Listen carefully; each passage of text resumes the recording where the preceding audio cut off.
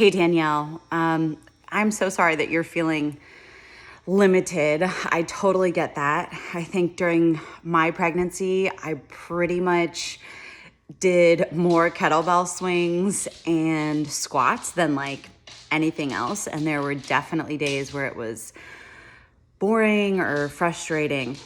So I get it.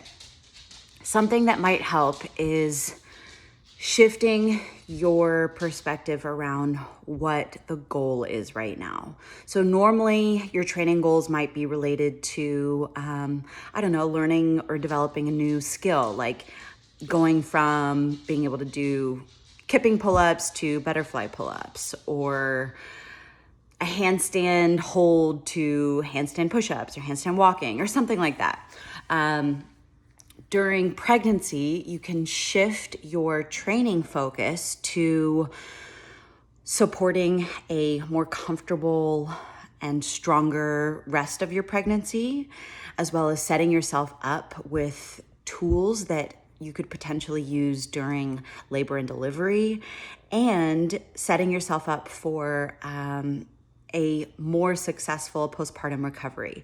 Now, you can't always guarantee an easy pregnancy or birth or postpartum. There are so many variables that are just out of your control, but you can train for it. So just like if you signed up to do like a triathlon, you would not just keep doing a bunch of kipping pull-ups, right? Like your training would shift in order to support that type of goal.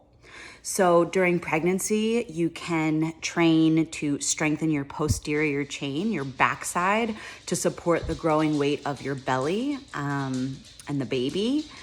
So that is like good mornings and box squats and sumo deadlifts and anything that's related to like spine strengthening, glute, hamstring strength as well.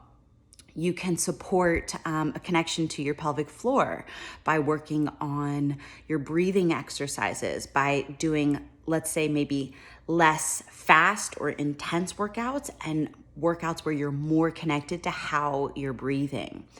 You can train like more EMOM style rather than AMRAP style, so that you start to get into the habit of training for contractions. Like, how are you going to support yourself to be able to like dig deep in those contractions, or like working on your, let's say, like endurance rather than sprints, so that you have the stamina to support maybe a long labor and delivery.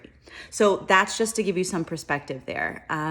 Like I mentioned before, Brianna Battles does a really good job of talking about athlete brain, and her podcasts have helped me get a little bit of perspective, not only like on pregnancy, but on the postpartum recovery period. Because to be honest with you, the way that you feel limited right now is not going to go away anytime soon. Like, you don't just get to, dive right back in after birth. So right now is a really good time to start to shift your mindset. Find new or different things that you can get excited about and dive into training for that. The intensity, the pull-ups, the push-ups, the burpees, all of that stuff will come back.